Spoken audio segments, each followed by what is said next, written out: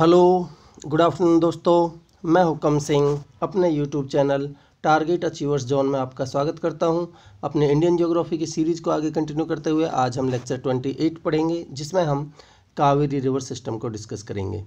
देखिए, जैसा कि आपको पता होगा, हमने इस सीरीज़ में इंडियन रिवर सिस्टम को चला रखा है, जिसमें हम हिमालयन रिवर्स को पहले ही कंप्लीट कर चुके हैं और जो हमारा पेनिनसुलर रिवर सिस्टम है, इसमें भी हम महानदी, गोदावरी और कृष्णा रिवर्स को कंप्लीट कर चुके हैं। तो आज इसी सीक्वेंस में हम कावेरी रिवर को डिस्कस करेंगे। देखिए, अगर आपको कंप्लीट ज्योग्राफी पढ़नी है तो आप मेरे YouTube channel Target Achievers zone पर जाइए। वहाँ पे आपको इंडियन ज्योग्राफी के नाम से एक प्लेलिस्ट मिलेगी, उसको आप लेक्चर 1 से लेके अब तक फॉलो कीजिए। आपके बहुत ज़्यादा कॉन्सेप्ट्स क्लियर होंगे। ये जो सीरीज़ है ये आपके लिए यूपीएससी तक कवर करेगी, उसके बाद एसएससी, रेलवे, बैंकिंग का एग्ज़ाम हो, डीएसएसबी का एग्ज़ाम, इवन कोई भी स्टेट पीसीएस एग्ज़ाम हो, हर किसी में आपके लिए बेनिफिशियल है। तो आप इसका लाभ उठाइए और इसको फॉलो कीजिए। तो चलिए शुरू करते हैं।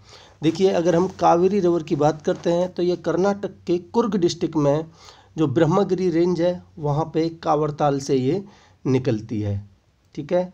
और ये कर्नाटक स्टेट से आगे बढ़ते हुए ये तमिलनाडु में एंट्री करती है और फाइनली ये बे ऑफ बंगाल में गिर जाती है। अगर इसकी मेजर ट्रिब्यूटरीज की बात करें तो लेफ़्ट बैंक ट्रिब्यूटरीज में आपको मिलेंगी हारंगी रिवर, उसके बाद हेमावती रिवर, उसके बाद शमशा रिवर, उसके बाद अर्कावती रिवर। देखिए, आपको इसी सीक्वेंस में पता होनी चाहिए। इसके बाद अगर हम राइट बैंक ट्रिब्यूटरीज की बात करें तो काबिनी रिवर, स्वर्णवती रिवर, उसके बाद भवानी रिवर, उसके बाद नोयल रिवर, उसके बाद अमरावती रिवर। तो हम इन्हीं रिवर्स को डिटेल में डिस्कस करने वाले हैं। तो चलिए देखते हैं। देखिए, अगर हम कावेरी रिवर सिस्टम की बात करें तो कावेरी रिवर जो जहाँ से इसका ओरिजिन है, यानी कि ताल कावेरी, वो बहुत ही इम्पोर्टेंट, बहुत ही फेमस जगह है, जहाँ पे लाखों पिलग्रिम्स हर साल वहाँ स्नान करने के लिए आते हैं। इस रिवर को बहुत ज़्यादा पवित्र नदी माना जाता है। जिस तरीके से नॉर्थ साइड में गंगा रिवर को पवित्र माना जाता है, उसी तरीके से साउथ इंडिया में कावेरी रिवर को एक पवित्र नदी माना जाता है। इसलिए इस नदी को गंगा ऑफ द साउथ के नाम से भी जाना जाता है।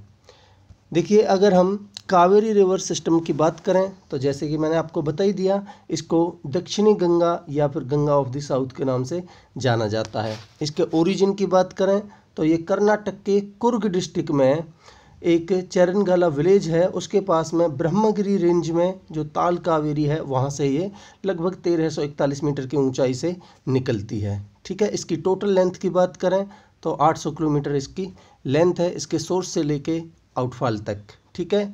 ये साउथ ईस्ट डायरेक्शन में बहते हुए 705 किलोमीटर की डिस्टेंस ये कर्नाटक और तमिलनाडु में कवर करती है। उसके बाद ये ईस्टर्न घाट्स को काटते हुए ग्रेट फॉल्स बनाती है और फाइनली बे ऑफ बंगाल में गिर जाती है। देखिए, ये बंगाल की खाड़ी में गिरने से पहले तमिलनाडु के कडलोर नामक स्थान के साउथ में ये बहुत सारी large number of the distributaries में ब्रेक डाउन होती है, टूट जाती है और एक बहुत बड़ा डेल्टा फॉर्म करती है। इसलिए इसको garden of the south India के नाम से जाना जाता है। ये जो डेल्टा है, क्योंकि जो ये डेल्टा वाला रीजन है ये बहुत ज़्यादा फर्टाइल, बहुत ज़्यादा उपजाऊ है, इसलिए इसको garden of the south India के नाम से जाना जाता है। जो कावेरी रिवर का बेसिन है ये तमिलनाडु, कर्नाटका, केरला और जो हमारी यूटी है पुदुचेरी, इनमें लगभग 81,000 स्क्वायर किलोमीटर का एरिया कवर करता है ये बेसिन, ठीक है। ये कुछ हिल्स, कुछ रेंजेस के द्वारा बाउंडेड है, तो उनको देख लेते हैं। देखिए, वेस्ट साइड में ये वेस्टर्न घाट से बाउंडेड है और ईस्ट और साउथ साइड में ये ईस्टर्न घाट से बाउंडेड है और नॉर्थ साइड में ये जो कृष्णा बेसिन और पेन्नार बेसिन है उसको सेपरेट करते हुए कुछ रिजेज हैं, ठीक है। देखिए, Nilgiris and offshore of the western Ghats extend eastwards, east की तरफ बढ़ते हुए जो ईस्टर्न घाट्स हैं, ये जो हमारा बेसिन है उसको दो नेचुरल और पॉलिटिकल रीजन्स में डिवाइड कर देती हैं। जो ऊपर वाला हिस्सा है यानी कि जो नॉर्थ साइड वाला उसको कर्नाटक प्लेट्यू के नाम से जानते हैं, और जो साउथ वाला हिस्सा है उसको तमिलनाडु प्लेट्यू के नाम से जानते हैं। अगर फिजियोग्राफिकली हम देखें तो इस बेसिन को हम मेनली 3 पार्ट्स में डिवाइड कर सकते हैं। कौन कौन से? वेस्टर्न घाट्स, और जो डेल्टा फॉर्म करती है वो वाला डेल्टा वाला रीजन, और एक मैसूर प्लेट्यू है ये। तो यानी कि तीन पार्ट्स कौन कौन से? वेस्टर्न घाट्स, मैसूर प्लेट्यू और डेल्टा वाला रीजन। ठीक है, जो ये डेल्टा वाला रीजन है ये बहुत ज़्यादा फर्टाइल है, बहुत ज़्यादा उपजाऊ है। इस बेसिन में यानी जो कावेरी रिवर का बेसिन है इसमें different types of the soils मिलेंगी आपको, जैसे कि black soils, red soils, laterite soils, alluvial soils, forest soils और कुछ मिक्स्ड सॉइल्स भी मिल जाएंगी। बट जो इस बेसिन का मेजर पार्ट है वो रेड सॉइल्स के द्वारा ऑक्युपाइड है। ठीक है, और ये इसका जो डेल्टा वाला रीजन है ये अलूवियल सॉइल, जलोढ़ मृदा यहाँ पाई जाती है जो सबसे उपजाऊ मानी जाती है। ठीक है, ये जो बेसिन है इसकी अगर रेनफॉल रिसीव करने की कैपेसिटी देखें तो जो कर्नाटक वाले एरिया में ये जो बेसिन है ये साउथ वेस्ट मानसून रिसीव करता है, कुछ थोड़ा बहुत पार्शियली नॉर्थ ईस्ट मानसून से भी यहाँ बारिश आती है। बट जो तमिलनाडु वाला रीजन है वहाँ पे नॉर्थ ईस्ट मानसून से बारिश आती है, ये आपको पता होना चाहिए। ठीक है, ये जो रिवर है ये बहुत ज़्यादा हमेशा बहने वाली पेरेनियल रिवर है। ठीक है, इसके रास्ते में थोड़े बहुत फ्लक्चुएशंस मिलेंगे, इसलिए ये इरिगेशन और हाइड्रो इलेक्ट्रिक पावर जनरेशन के पॉइंट ऑफ व्यू से बहुत ज़्यादा यूजफुल मानी जाती है ये रिवर। ठीक है, देखिए शिव समुद्रम एक जगह है, शिव समुद्रम के पास ये एक शिव समुद्रम वाटरफॉल बनाती है लगभग 100 मीटर चौड़ा, और ये बारिश के टाइम पे 300 मीटर चौड़ाई इसकी हो जाती है। ठीक है, क्योंकि ये एक बहुत ऊंचाई से लगभग 101 मीटर की ऊंचाई से ये वाटरफॉल गिरता है, इसलिए इस वाटरफॉल को हाइड्रो पावर जनरेशन के लिए इस्तेमाल किया जाता है, जिससे मैसूर, बेंगलोर और जो कोलर गोल्ड फील्ड्स हैं वहाँ पे इलेक्ट्रिसिटी प्रोवाइड की जाती है। ये जो कावेरी रिवर है इसका पानी बेस्ट रेगुलेटेड रिवर्स में माना जाता है। इस यानी कि इस रिवर का पानी बहुत अच्छी तरीके से इस्तेमाल कर लिया गया है। लगभग 90 से 95% इसका जो वाटर है वो इरिगेशन और पावर प्रोडक्शन के लिए पहले ही इस्तेमाल कर लिया गया है। ये रिवर फाइनली बंगाल की खाड़ी में गिरती है, और जो इसका बेसिन है वो मेनली एग्रीकल्चर लैंड के अंडर आता है। जो टोटल एरिया है उस बेसिन का उसका लगभग 66.21% एरिया इसका एग्रीकल्चर लैंड के अंडर आता है, ये भी आपको पता होना चाहिए। देखिए, अगर हम ट्रिब्यूटरीज की बात करें इसकी कावेरी रिवर की, तो लेफ्ट बैंक ट्रिब्यूटरीज में आपको ये मिलेंगी Harangi river, Hemavati river, Shimsha river और अर्कावती रिवर। और इसकी राइट बैंक ट्रिब्यूटरीज की बात करें तो उनमें आपको लक्ष्मण तीर्थ, जिसकी राम तीर्थ एक ट्रिब्यूटरी है, इसके बाद Kabini river, Swarnavathi river, Bhavani river, Noyyal river और अमरावती रिवर। ठीक है, देखिए ये रिवर जो कर्नाटका प्लेट्यू है उसके साउथ में ये इस प्लेट्यू को काटते हुए तमिलनाडु के प्लेन्स में एंटर करती है और एक शिव समुद्रम वाटरफॉल बनाती है लगभग 101 मीटर की ऊंचाई का। इस शिव समुद्रम के पास ये 2 ब्रांचेज में टूट जाती है और ये लगभग 91 मीटर ऊंचाई से गिरती है, और यहाँ शिव समुद्रम के पास ये एक पावर स्टेशन बनाया गया है पावर जनरेशन के लिए। इस तरीके से इस फॉल को पावर जनरेशन के लिए यूटिलाइज कर लिया जाता है। ये जो 2 ब्रांचेज में टूटी ये दोबारा से ये ब्रांचेज ज्वाइन करती हैं और आगे एक वाइड गार्ज बनाते हुए बहती हैं, जिसको मेकेदातु के नाम से जाना जाता है। और ये अपनी जर्नी को आगे कंटिन्यू करते हुए ये कर्नाटका और तमिलनाडु के बॉर्डर पर लगभग 64 किलोमीटर दूरी तक ये बहती है। ठीक है, इसके बाद एक हॉगनिकल फॉल्स है कावेरी रिवर पर, यह आपको पता होना चाहिए। हॉगनिकल फॉल्स कौन सी रिवर पर है? कावेरी रिवर पर। ठीक है, इसके बाद इस फॉल्स के बाद ये साउथ डायरेक्शन में टर्न करती है और जहाँ पे मेट्टूर रिजर्वॉयर बनाया गया है कावेरी रिवर पर वहाँ पहुँचती है, जहाँ पे ये जो भवानी रिवर है इसको ज्वाइन करती है, जो कि कावेरी रिवर की एक राइट बैंक ट्रिब्यूटरी है, जो मैं आपको पहले ही बता चुका हूँ। ठीक है, जो मेट्टूर रिजर्वॉयर है इससे लगभग 45 किलोमीटर नीचे। ठीक है, इसके बाद ये तमिलनाडु प्लेन्स में एंटर करती है और इसी रास्ते में आगे इससे नोयल और अमरावती रिवर, जो इसकी राइट बैंक ट्रिब्यूटरी है कावेरी रिवर की, इससे ज्वाइन करती हैं और ये अखंड कावेरी के नाम से बहती है। ठीक है। जैसे ही ये तिरुचिरापल्ली डिस्ट्रिक्ट को क्रॉस करती है, ये दोबारा से 2 ब्रांचेज में डिवाइड हो जाती है। जो नॉर्थ वाली ब्रांच है उसको कोलेरॉन के नाम से जाना जाता है, और जो इसके नीचे वाली मेन ब्रांच है वो कावेरी के नाम से बहती है। ठीक है। फिर ये 16 किलोमीटर बहने के बाद ये जो 2 ब्रांचेज हैं अगेन ज्वाइन कर लेती हैं और एक आइलैंड फॉर्म करती हैं, जो कि बहुत फेमस है। इसका नाम है श्रीरंगम आइलैंड, ये आपको पता होना चाहिए। ठीक है। ऑन कावेरी ब्रांचेज एक ग्रैंड एनीकट, देखिए ये एक डैम का नाम है। देखिए पहले मैं आपको यही दिखा देता हूँ, ये है कोलानी डैम। कोलानी डैम का नाम ही ग्रैंड एनीकट है, जो कि एक चोल शासक ने फर्स्ट एडी के टाइम पे बनाया था। ये जो डैम है कोलानी डैम, कोलोनाई डैम या फिर ग्रैंड एनीकट, ये कावेरी रिवर पर तिरुचिरापल्ली से जो तंजावुर डिस्ट्रिक्ट है तमिलनाडु के, इनके एक्रॉस में, इनके बीच में बनाया गया है ये डैम, आप देख सकते हैं। ठीक है। तो देखिए जो ये ग्रैंड एनीकट है, ये कहा जाता है कि ये फर्स्ट एडी में चोल किंग के द्वारा बनाया गया था। ठीक है। जो ये ग्रैंड एनीकट है, इसके नीचे ये 2 ब्रांचेज में दोबारा से टूट जाती है, एक तो मेन कावेरी और दूसरी वेन्नार रिवर। ठीक है। और ये ब्रांचेज हैं, ये दोबारा से सब ब्रांचेज में टूटती जाती हैं, और इस तरीके से एक लार्ज नेटवर्क बन जाता है इन ब्रांचेज का, और ये एक बहुत बड़ा डेल्टा फॉर्म करती हैं बंगाल की खाड़ी में गिरने से पहले। ठीक है। देखिए कुछ मेजर सिटीज़ देखें जो इसके किनारे बसे हुए हैं, तो आपको पता होना चाहिए। तालकावेरी से निकली, उसके बाद श्रीरंगपट्टनम, जो कि कर्नाटक में पड़ता है, आपने हिस्ट्री में पढ़ा होगा श्रीरंगपट्टनम की संधि, ये इसी के किनारे पड़ता है श्रीरंगपट्टनम। इसके बाद भीमेश्वरी। ठीक है। इसके बाद ये आपका होगनेकल, जो कि होगनेकल वाटरफॉल भी मैंने बताया आपको। इसके बाद तिरुचिरापल्ली और लास्ट में तंजावुर। ठीक है। अब जो इसकी ट्रिब्यूटरीज हैं उनको हम 1 बाय 1 डिस्कस कर लेते हैं। देखिए अगर हम हेमावती रिवर की बात करें तो ये एक लेफ्ट बैंक ट्रिब्यूटरी है कावेरी रिवर की। ठीक है।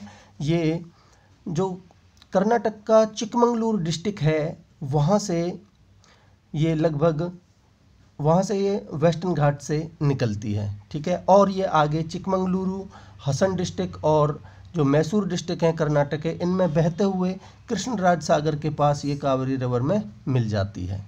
ठीक है। ये लगभग 245 किलोमीटर इसकी लेंथ है, और इसके ऊपर एक हेमावती रिजर्वायर गोरूर के पास में बनाया गया है, जो कि इसके हसन डिस्ट्रिक्ट में, कर्नाटक के हसन डिस्ट्रिक्ट में पड़ता है। ठीक है। इसके बाद देखते हैं हम शिमशा रिवर। शिमशा रिवर लगभग 914 मीटर की ऊंचाई से कर्नाटक के टुमकुर डिस्ट्रिक्ट में देवरायना दुर्ग हिल्स हैं, वहाँ से ये निकलती है। ठीक है। ये भी एक लेफ्ट बैंक ट्रिब्यूटरी है कावेरी रिवर की। ठीक है। मेड्डूर नाम का एक मेजर टाउन है जो इसके किनारे बसा हुआ है। देखिए मारकोनाहल्ली डैम इसके ऊपर बनाई गई है, शिमशा रिवर के ऊपर, जो कि टुमकुर डिस्ट्रिक्ट में ही पड़ती है, ये आपको पता होना चाहिए। देखिए शिमशा वाटरफॉल के ऊपर, ये जो शिमशापुरा के नज़दीक में एक वाटरफॉल है इसके ऊपर, जो कि बहुत फेमस है, और Shimsha hydro electric power project भी इसके ऊपर बनाया गया है। ये आसान है, इसी के नाम से है Shimsha hydro electric power project, तो आपको पता होना चाहिए। इसके बाद देखते हैं हम Arkavati river. Arkavati river 161 kilometre इसकी लेंथ है, और ये जो कर्नाटक का चिक्कबालापुर डिस्ट्रिक्ट है वहाँ पे नंदी हिल्स से इसका ओरिजिन है। ठीक है। ये भी कावेरी रिवर की एक ट्रिब्यूटरी है। ये कनकपुरा नामक स्थान पर ये कावेरी रिवर से मिल जाती है। कन्नड़ में इसका मतलब है संगमा। ठीक है। यानी कि संगम हम बोल सकते हैं। और ये जो कोलार डिस्ट्रिक्ट है और बेंगलोर डिस्ट्रिक्ट है, इनसे बहते हुए आगे ये बहती है, और ये फाइनली चिक्कारायप्पानाहल्ली लेक है उसमें ये मिल जाती है। ठीक है। इसके ऊपर चूंची वाटरफॉल, एक फेमस वाटरफॉल भी है, जो कि इस अर्कावती रिवर के ऊपर है। ठीक है। इसके बाद इसका जो वाटर है, यहाँ पे 2 रिजर्वॉयर्स बनाए गए हैं उस वाटर को स्टोर करने के लिए। एक तो है हिशरघाटा वाटरफॉल और एक है टीजी हल्ली वाटरफॉल। ठीक है, ये आपको पता होना चाहिए।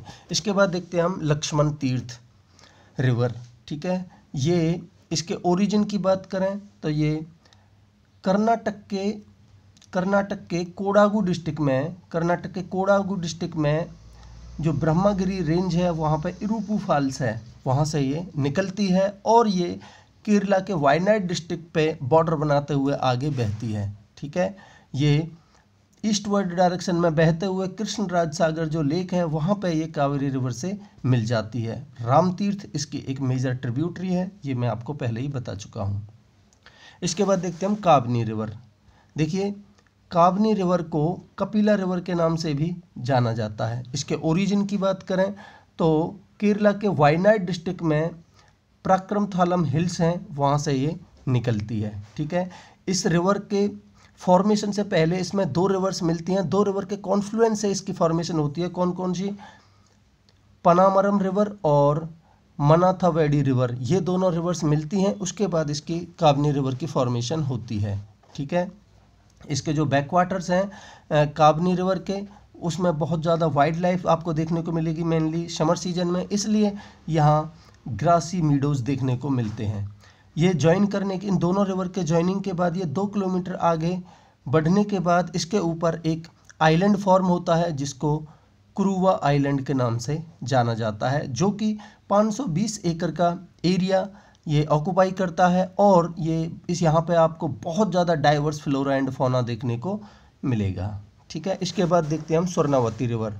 स्वर्णावती रिवर की लंबाई की बात करें तो लगभग 88 किलोमीटर इसकी लेंथ है और ये कर्नाटक में नसरूर घाट रेंज से निकलती है। ये भी कावेरी रिवर की एक ट्रिब्यूटरी है, ठीक है। ये इसका जो कैचमेंट एरिया है वो लगभग 1787 स्क्वायर किलोमीटर है, ठीक है। देखिए, स्वर्णावती रिवर है तो स्वर्णावती डैम के नाम से ही इसके ऊपर एक डैम बनाई गई है जो कि अट्टीगुलीपुरा विलेज में है, ठीक है। जो ये चिक्का होल रिजर्वोयर प्रोजेक्ट है उससे लगभग 3 किलोमीटर दूरी पर ये लोकेटेड है, ठीक है। इसके बाद देखते हैं हम नोयल रिवर। देखिए, नोयल रिवर को इसका ओरिजिनल नाम पहले कांची नाडी था, बट जहाँ पे ये मिलती है, जहाँ पे ये कावेरी रिवर से मिलती है उस जगह का नाम है नोयल, इसलिए इसको नोयल रिवर के नाम से जाना जाता है। और ये जो नोयल है ये तमिलनाडु के इरोड डिस्ट्रिक्ट में पड़ता है, ये आपको पता होना चाहिए। इसके ओरिजिन की बात करें तो ये तमिलनाडु में वेस्टर्न घाट्स में जो वेलनगिरी हिल्स हैं वहाँ से ये निकलती है, ठीक है। देखिए, 173 किलोमीटर की ये एक ट्रिब्यूटरी है कावेरी रिवर की और इसके द्वारा 32 टैंक्स फील्ड कर लिए जाते हैं, पानी से भर लिए जाते हैं और ये आपस में इंटरकनेक्टेड हैं और लेटर ऑन इनको अपने पर्पज के हिसाब से यूटिलाइज कर लिया जाता है, तो ये आपको पता होना चाहिए। इसके बाद देखते हैं हम अमरावती रिवर। देखिए, इसको पूर्णामी रिवर के नाम से भी जाना जाता है और ये 175 किलोमीटर की लेंथ की रिवर है जो कि केरला और तमिलनाडु के बॉर्डर पे बहती है, ठीक है। कि एक मंजमपट्टी वैली है, ठीक है, उसके bottom of the Manjampatti valley between the किस के बीच में अन्नामलाई हिल्स और पलानी हिल्स हैं जो कि Indira Gandhi wild life sanctuary और नेशनल पार्क है, इसके अंदर ये दोनों हिल्स लाई करती हैं। इनके बीच में ये मंजमपट्टी वैली है, वहाँ पे ये बहती है, ठीक है, वहाँ से ये बहती है। ये आगे नॉर्थ डायरेक्शन में बहते हुए अमरावती रिजर्वॉयर और अमरावती डैम अमरावती नगर में इसके ऊपर बनाया गया है। जो तमिलनाडु का जो इरोड डिस्ट्रिक्ट है ये मेनली उसके लिए एग्रीकल्चर पॉइंट ऑफ व्यू से बहुत ज़्यादा इम्पोर्टेंट रिवर है, ठीक है। यहाँ इंडस्ट्रियल प्रोसेसेस की वजह से इसका जो वाटर है बहुत ज़्यादा पॉल्यूटेड हो गया है, बहुत ज़्यादा वेस्टेज इसमें फेंकी जाती है यहाँ पर, क्योंकि बहुत सारी इंडस्ट्रीज हैं, टेक्सटाइल इंडस्ट्री है, तो इस तरीके से इसका वाटर बहुत ज़्यादा पॉल्यूटेड हो गया है। अब देखते हैं हम कुछ प्रोजेक्ट्स कावेरी रिवर के ऊपर बनाए गए हैं। जो प्री प्लान पीरियड था उस टाइम पे इसके ऊपर देखिए कृष्णराज सागर जो कि कर्नाटक में है, मेट्टूर डैम इसके ऊपर बनाई गई है, कावेरी डेल्टा सिस्टम इसके ऊपर बनाया गया है तमिलनाडु में। इसके बाद भवानी, हेमावती, हारंगी, कावनी कुछ प्रोजेक्ट्स हैं जो इसके ऊपर बनाए गए हैं। ठीक है, इसके बाद हम इंडस्ट्रीज़ की बात करें कावेरी रिवर बेसिन में तो बहुत सारी इंडस्ट्रीज़ मिलेंगी। देखिए बेंगलोर भी एक बहुत बड़ी इंडस्ट्री है, बट इसके बेसिन से वो थोड़ा अलग पड़ता है। बट इसके अलावा भी यहाँ देखिए कोयम्बटूर और मैसूर में आपको कॉटन एंड टेक्सटाइल इंडस्ट्रीज़ मिलेंगी। इसके बाद कोयम्बटूर और तिरुचिरापल्ली में आपको सीमेंट फैक्ट्रीज़ मिलेंगी। इसके अलावा कुछ मिनरल्स एंड मेटल्स की इंडस्ट्री भी यहाँ देखने को मिल जाएंगी। देखिए सलीम स्टील प्लांट जो कि बहुत फेमस है, जो कि कोयम्बटूर और तिरुचिरापल्ली में लोकेटेड है। तो ये इंडस्ट्रीज इसके बेसिन में पड़ती हैं। देखिए कावेरी रिवर डिस्प्यूट एक अलग से टॉपिक बनता है, बट थोड़ा बहुत मैं बता देता हूँ। देखिए जो ब्रिटिश इंडिया का टाइम था उस टाइम पे कर्नाटक को मैसूर जो प्रिंसली स्टेट्स हैं उसके अंडर आता था, और मैसूर प्रिंसली स्टेट के अंडर आता था कर्नाटक, और जो तमिलनाडु है फिलहाल का ये मद्रास प्रेसिडेंसी के अंडर आता था। ये ब्रिटिश काल से ही इसके ऊपर एक डिस्प्यूट चलता आ रहा है। बट नॉर्मली हिस्टोरिकली हम देखें तो तमिलनाडु इसका पानी 600,000 मिलियन क्यूबिक फीट पानी इसका इस्तेमाल कर सकता था, जितना भी अवेलेबल वाटर है एक साल में। ठीक है, और जिसकी वजह से 138 टीएमसी पानी कर्नाटक के द्वारा यूटिलाइज किया जाता था। ठीक है, अब 1924 में एक एग्रीमेंट साइन हुआ तमिलनाडु और कर्नाटक के बीच में। ठीक है, अगले 50 सालों के लिए।